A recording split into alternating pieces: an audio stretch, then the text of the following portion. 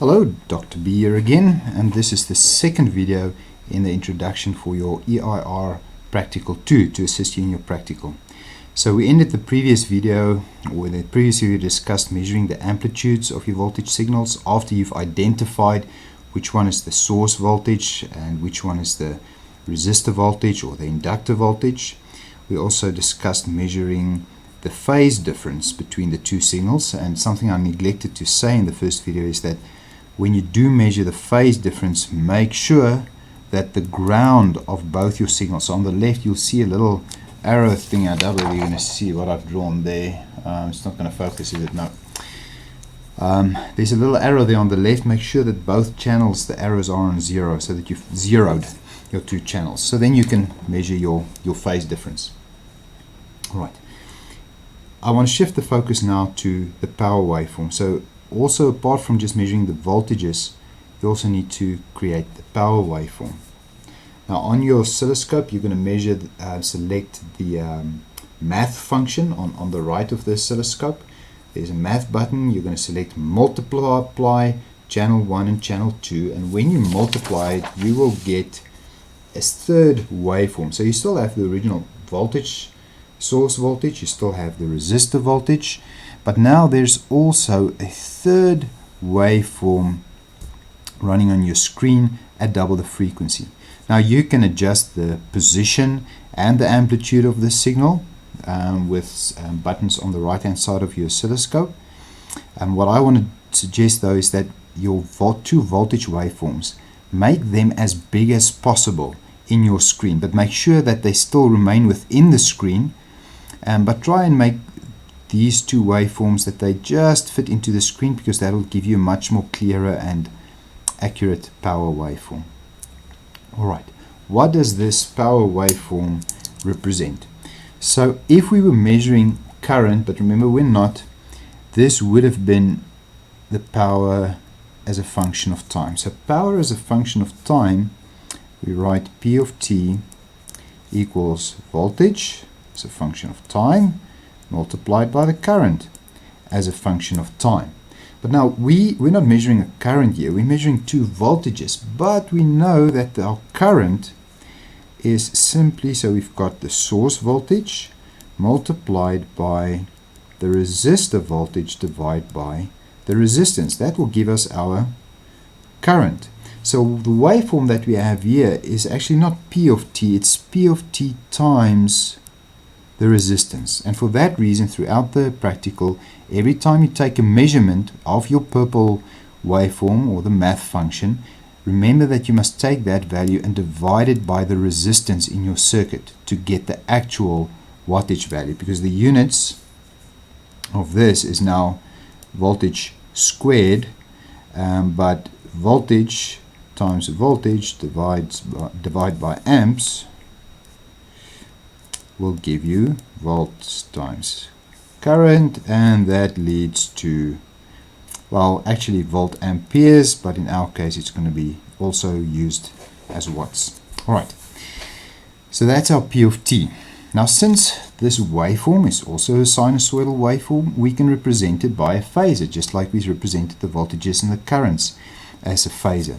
And that complex value, or that phasor, is given a name which is called S, and that is called complex power, and that's divided into its components: a real component, a P, and an imaginary or component, the Q.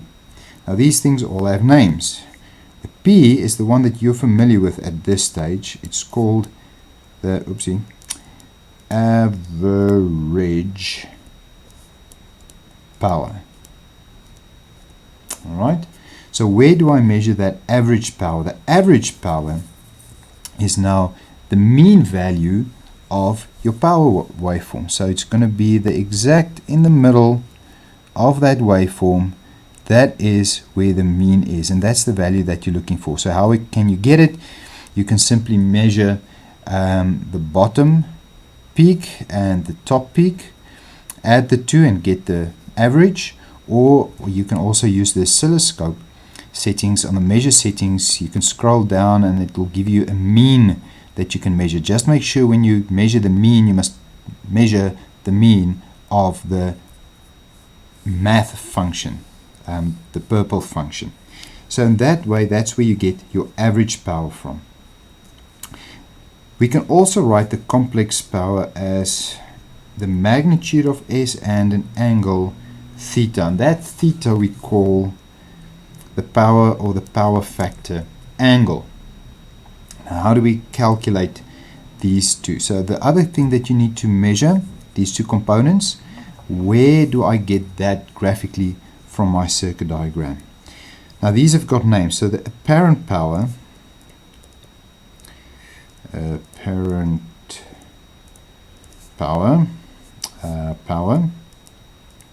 the magnitude simply represents the amplitude of this waveform. Just like in the voltage waveforms where we said whatever the coefficient is or the magnitude represents the amplitude, the same thing for this S. So if you measure the amplitude of your signal over here, so you need to measure this amplitude or simply the peak to peak. So we can say also that graphically speaking,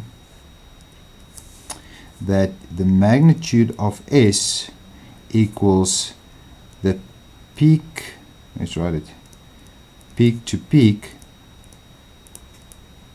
divided by 2, because that will give you the amplitude, but you also now need to divide it by the resistance, because remember this waveform is multiplied with the resistance, so you need to divide here by the resistance to get the actual volt ampere value for that S. Right, and then to get the angle, your power angle, if you look at our screen, in this case it's clear to easier to see because the grounds are all on the same level on my oscilloscope. You can see that where the waveform dips below, the power waveform dips below 0 and it goes back up to be positive, is exactly the phase angle that you measured for your current phase shift. So the angle, in this case, we see that the voltage angle is 0 degrees. My current angle is going to be minus 40 degrees. So what is the power angle? Now here we need to be careful. That theta power factor is defined as follows. So let's just write here. Theta power factor is always defined as the angle of the voltage minus the angle of the current. So in our case, you will have 0 minus 45, which gives you a plus 45 degrees. So our theta power factor in this case is 45 degrees. So as long as you make your voltage 0 degrees, the current angle, or just the sign change of that, will be your power angle as well. So we have a rule that we can apply for an inductive circuit. If you've got an inductive circuit, you have that the phase current or the phase angle of the current is going to be less than 0 degrees, but your theta power factor is going to be greater than 0 degrees. If you have a capacitive circuit,